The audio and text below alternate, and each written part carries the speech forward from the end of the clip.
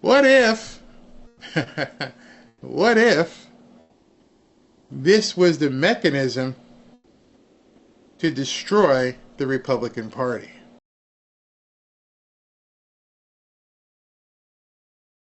So I'm going to ask you right now. Most of you are probably Maga, which is unfortunately at this point means we're Republicans. I wish that wasn't the case. I wish we were, our own MAGA party. But I'm going to ask you a question. I want you to be honest in the answer here.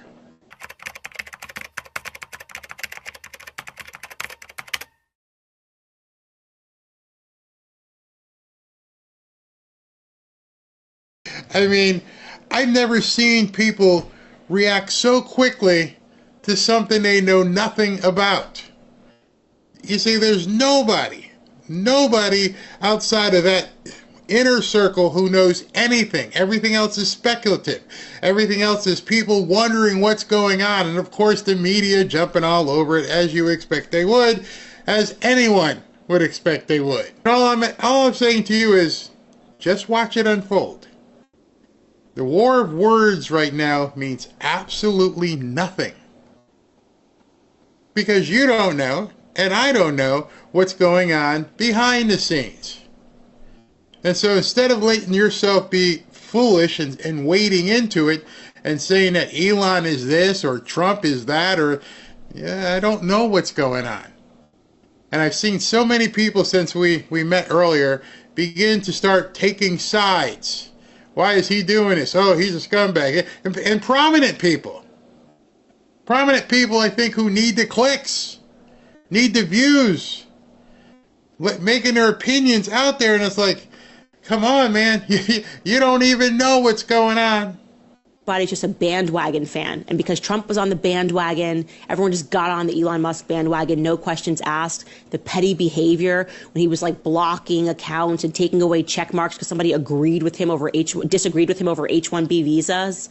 I don't even know how you can productively run 3 businesses if that's your approach to life. If when you get angry, you try to make people suffer, whether it's your baby mama or it's someone who's just disagreeing with you over H-1B visas. That's babyish behavior. And I struggle to believe that he is heading up 3 companies if this is how he acts, because you can't unite people around that kind of behavior. So many of you probably have watched Candace's videos. In an earlier stage, I watched some of her videos. And as she was talking just there, that's a perfect example of what I'm referring to. I don't care what he thinks in that regard. I liked that he helped President Trump get elected, but I don't have a personal stake in what he does, and I don't know how he runs his business to think that, quote, he's being a baby. Who gets you in the divorce, Trump or Elon? Let me just tell you what every Republican is doing. I have here's where we are today. We're literally, heads are in the garbage can right now. That's the state of everybody I know at the moment. Not going to lie, it's an ugly day, you hate it when your friends are fighting. I continue to believe that their partnership last year saved America, and I also continue to believe their goals are not mutually exclusive. Trump needs to pass his agenda, which this bill is his agenda. It's what he ran on. Elon wants to save America from going bankrupt, which they can also do if the Republicans in Congress and everybody works together. All of these things can happen. When fights get personal, though, it means the enemy is advancing. And in this case, it means the Democrats are laughing and advancing. So hopefully cooler heads will soon prevail and the president can get his agenda and Elon can convince the Republicans that the debt is a serious problem. But not going to lie, rough day for the Republicans. I really like Scott Jennings. We've had him here on the show. Great interview if you haven't seen it. And I thought to myself, he says the enemy is attacking. But one of the things Scott left out, and I'll leave it to you guys, which enemy? Which enemy is attacking right now? Is Trump the enemy? Is Elon the enemy? Or is there another enemy? Most of you are probably Maga, which is unfortunately at this point means we're Republicans. I wish that wasn't the case. I wish we were, our own MAGA party. Okay, the Democrats have to be a big tent party. That means taking in disaffected Republicans, just anyone who understands that what's happening in this country right now under Donald Trump's leadership and Republican leadership in Congress is anything but normal. And the way we do that is by bringing in people like Elon Musk and anyone else who would be open to the idea of competent government, of course, building a government that and an economy that works for everybody, including working people. I mean, that's the most powerful message for the next, I don't know, year and some change before the November 2026 elections. We have to be a party that regains the trust of the working people in this country. It is untenable that Republicans are viewed to be better on the economy and for working people, or even competitive on that question. That means that we have completely missed the ballgame. So you'd take him back? I would take him back, and I would take anyone else of good conscience who wants to do right by the American people. How could you possibly take Elon Musk back? There's a couple things in what he said and why the Democrats will never take anybody back. One, all they want to do is tax you. All they want to do is take more of your money and more of your money and more of your money. I left the Democratic Party because it is led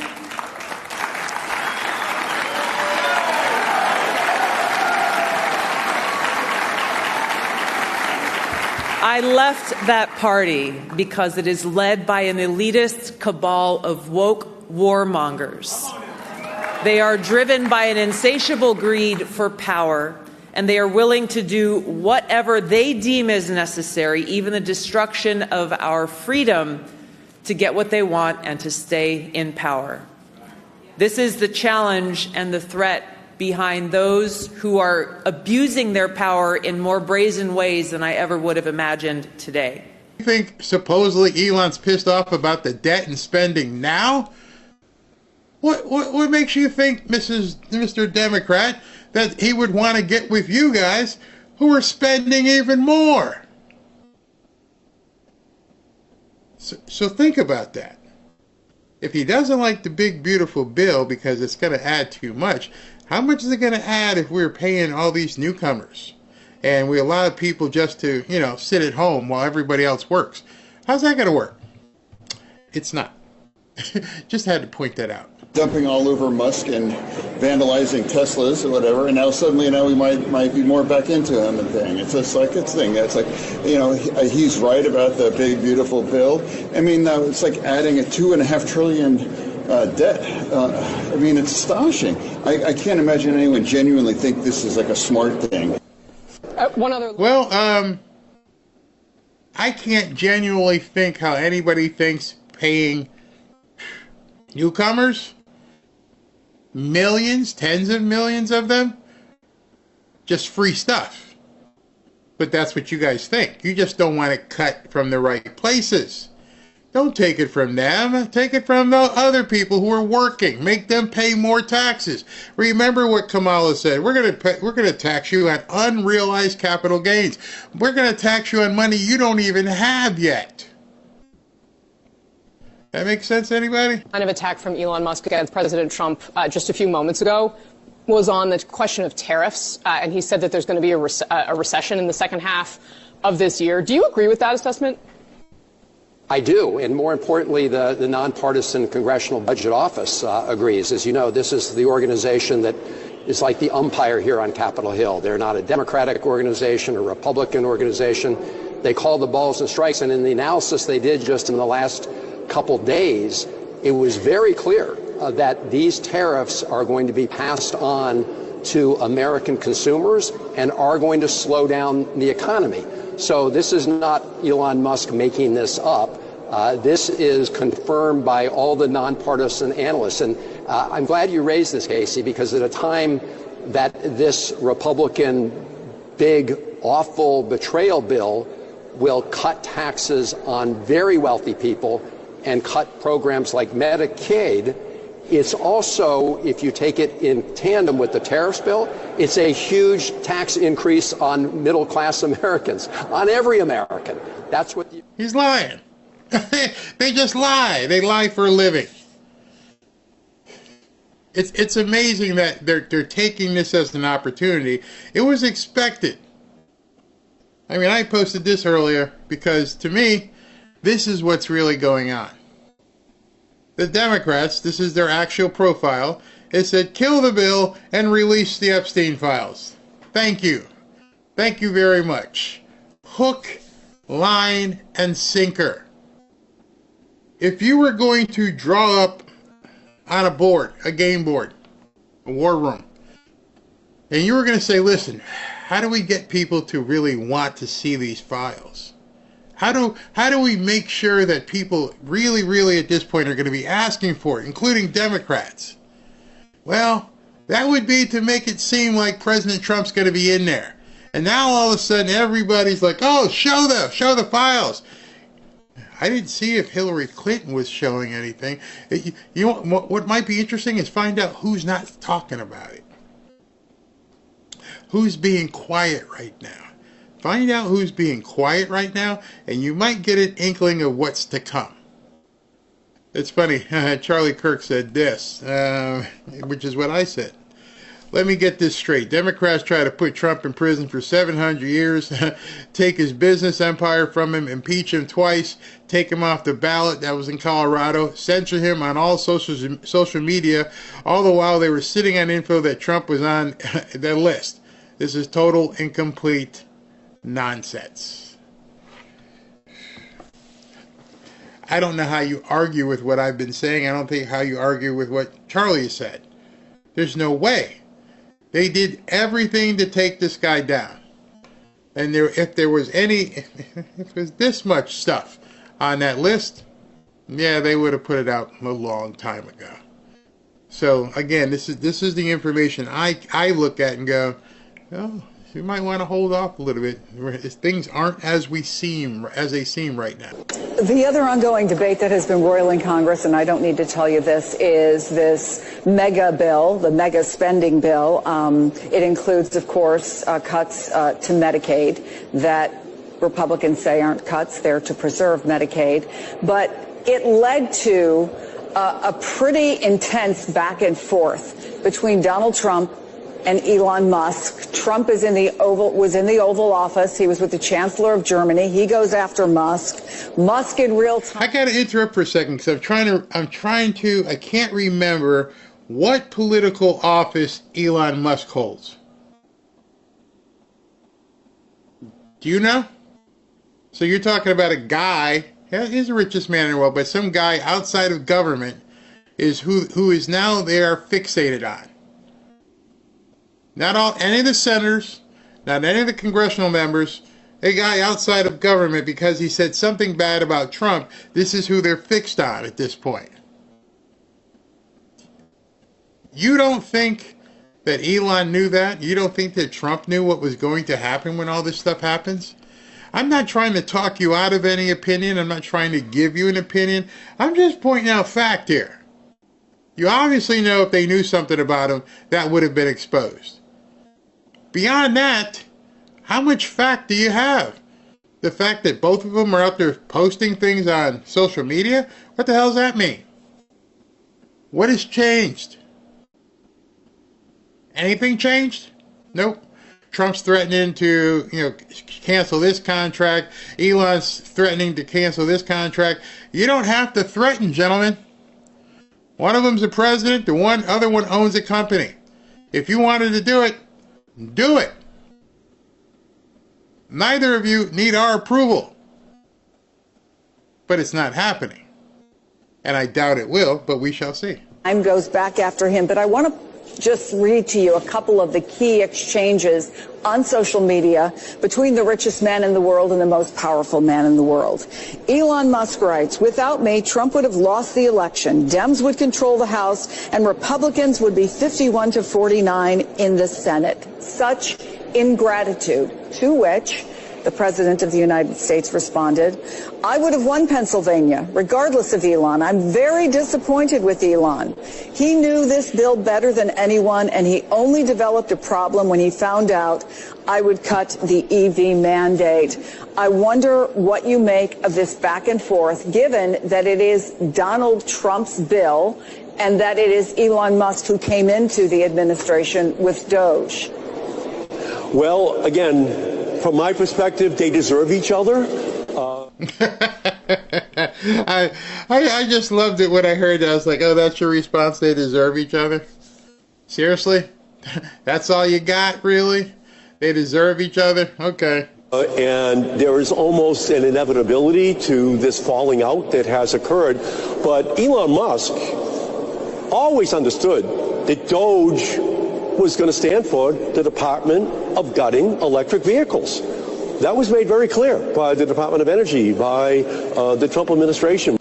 As you look at this, I know this is ancient history. It goes all the way back to, I guess, last week, where President Trump is handing him a gold key, and Elon is accepting this gold key very happily. Yes, he did have a black eye. I don't know if Trump roughed him up or whatever, but they're in the White House exchanging pleasantries. President Trump said in one of his posts, yeah, I kicked him out, told him he had to leave. Really? We were there. We could see it. That wasn't it. Yet, the Democrats now are stepping into a bear trap that I don't think they're going to be able to extricate themselves from. They had a problem when Elon Musk was working with President Trump by saying he was too close to the president. He is the actual president. He's a Nazi. All these different things that they were saying. Remember? Sieg Heil, all this crap. And now, they don't know what to say. And at the same time, nothing has really changed in their regard. If you're a Democrat right now, what are you going to tell your population, your constituents who want to see something happen? You got nothing. You still have nothing. You're watching these two guys fight, supposedly, but you have nothing positive to offer anybody. This would be your great chance. Whatever amount of people voted for Trump because of Elon, or who like Tesla, the ones who were stabbing vehicles, maybe this would be your time to go after them and say, hey, see, now he's good. But they're not going to do that, because they know the same principles and ideology that they have won't work for somebody like Elon Musk. In fact, let me prove that to you, because the very fact of what Elon stands for is against what these people are. Let me show you. Elon posted this. Is it time to create a new political party in America that actually represents the 80% in the middle? That's not you, Dems. He's not coming back to the Democrat Party. He's putting out something in the water. Hey, can we create a new party? Let's see. Let's have a vote here and see what happens. Bam! 3 million votes. 81% of people said yes. One of those respondents was Nicole Shanahan. Yes, I am so sick and tired of the bait and switch BS. America is not a piggy bank that you can keep smashing open and expect to function. Flashback. Yeah, and I just want to clarify, I consider myself an independent, like 51% of Americans today. And that number is growing. People are re-registering, they're giving up their party affiliation, they're leaving the duopoly. And I very much consider myself part of that trend. And the power within that trend is to be able to pick a candidate based on the issues they represent, as well as where we'd like to see the direction of the country going. So it's not a your team versus my team. It's who's really thinking about Americans, putting a real understanding of the American family at the forefront, individual liberty at the forefront, and preserving what makes this country so great. And so my political evolution, really from Democrat to independent, it's come from many directions. But I will say the overarching summary is that something is very, very wrong right now in this country. And there's a group of people, corporatists, cronyists, you can call them what you want to call them, transhumanists, anti-women. They seem to be collecting around the Democratic Party. And it's something I started noticing as early as 8 years ago. And so many inconsistencies that I was seeing, but even from areas of climate change, which they hold themselves up as caring so much about. The inconsistencies in how they handle social justice work. They seem to focus on these pro-crime initiatives without really fixing the economy and lifting communities up. So these are areas that I care so deeply about. am very invested in. Still am. I still believe that we have to take care of our environment, care about carbon and the climate situation.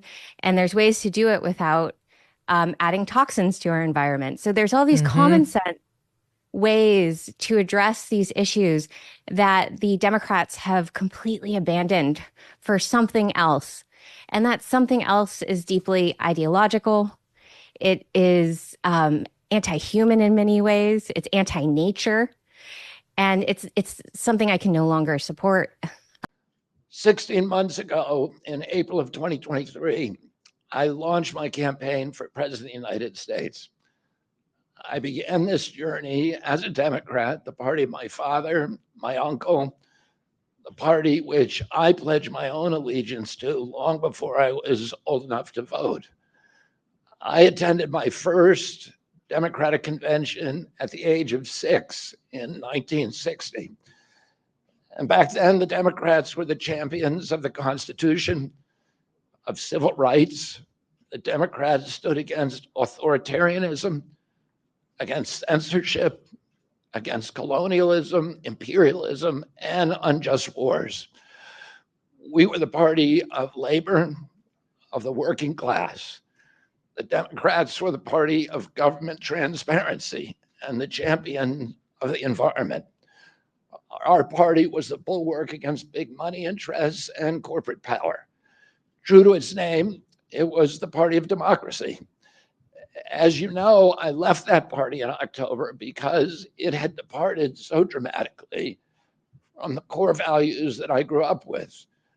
It had become the party of war, censorship, corruption, big pharma, big tech, big ag, and big money. When it abandoned democracy by canceling the primary to conceal the cognitive decline of the sitting president, I left the party to run as an independent. And it is because of my love for our country, and specifically because of the leadership that President Trump has brought to transform the Republican Party and bring it back to the party of the people and the party of peace, that I'm proud to stand here with you today, President Trump, and announce that I'm joining the Republican Party.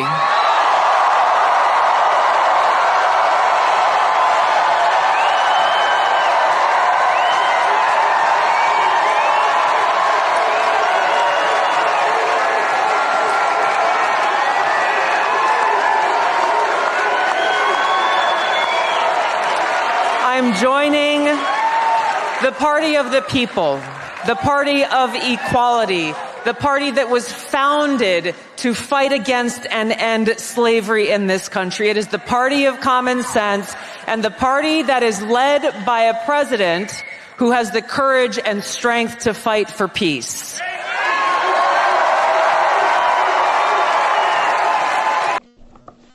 So, the Democrats, if they're smart, stay the hell out of this. You got no place here. There's nowhere for you to run. If anything is happening, he's saying we need to do something for people in the middle of the road. What if, what if this was the mechanism to destroy the Republican Party? Light bulbs going off for a second? Just want you to look at something, all right? She's unhappy and he's unhappy. And he's talking about, is it now time to create a new political party that actually represents the 80% in the middle? So Donald Trump would have a hard time right now creating a new party. Oh, it's so much you'd have to do. But could somebody who's outside the White House, who has the money, could they create a third party? Yes. You see, one of the biggest obstacles that people have had in terms of creating different parties is being able to A, have the money to do so, B, having the time to do so. Getting on all the different ballots, getting all the paperwork done, do everything you need to do to be recognized as a real third party. So I ask you this. What if Donald Trump is done with the Republicans? What if the Masseys, the McConnells, the Rand Pauls, all the snakes in the grass, John Cornyn, what if President Trump and Elon have sat back and go, you know what? This is never going to work with these scumbags. I'm here for now. We got a couple years before 2026. What if we created a new party? So we're not beholden to these nuts. And yes, that would cause a rift in terms of voting and percentages and everything else, which is why you would need the time to develop that new party, to get people to come on over here, because those Republicans over there suck. It's as many people have said, it's the uniparty. It wouldn't take much for people to be convinced to leave that uniparty and tell them to screw off. Everybody, Mike Johnson, John Thune, John Cornyn, Rand Paul, all of you. We're done with you. We need to do something to save America. Remember, President Trump has never filed MAGA as its own party. I'm riffing here. I want you guys to just, again, I'm not trying to convince you. I'm just trying to say, what if? What if the richest man in the world is able to put together an infrastructure for a new party?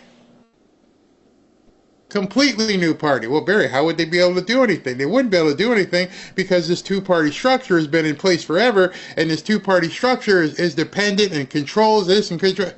Well, it controls it if the president doesn't, break it. If the president doesn't say, I don't know, I'm going to go full Andrew Jackson and just tear it down. What if? What if this is the perfect opportunity to completely dismantle the uniparty? And so as you're thinking this in your head, and you're like, Barry, you're bat poop crazy. No, I want you to sit back, maybe today, tonight, tomorrow, whatever. I want you to write something down and say, if I was going to destroy the uniparty, if I was really, truly going to obliterate the deep state, maybe one of the ways to obliterate the deep state and the fourth estate and all this stuff with the media, what if the way to do that was to just say, you know what, I'm done with all of you? How would it work? Hopefully some of you guys are sitting back going, yeah, I'd leave. I'd leave in a heartbeat. Robin would leave. I don't give a crap about the Republicans. I'm sick of the Republicans. I hate saying I'm a Republican. I don't even like saying it. Hey, I'm an independent. I got nothing for these people. They're nuts. And all they do, as you've seen, is muck things up. Forget the Democrats. But you've seen now the Republicans are as much an impediment to America's success as Democrats are. The Susan Collinses, the Lisa Murkowskis of the world, that keep things beholden to them. I don't know the answer, but when I saw this though, I was like, why would you, in the middle of an argument with Donald Trump, why would you mention that? Why would you talk about politics? You're talking about Donald Trump, you're pissed off at him and everything else, and you got companies to run. The last tweet I thought I would see today, this is the last thing I thought I would see, is Elon Musk talking about politics. If I had a sour taste in my stomach, if I couldn't, I don't want anything to do with this man, and nothing to do with you people. I can tell you one thing, that party would never get off the ground without MAGA. You guys know that. We're sick of the Republicans. Every single one of us would be like, yeah, that makes sense. I'd be down with that. Would you? If you had the opportunity to have a third party that actually meant this and could actually get things done, would you want to do it? Probably say yeah. How many of you have an allegiance to the Republican Party versus allegiance to Maga. Yeah. See where I'm going with this?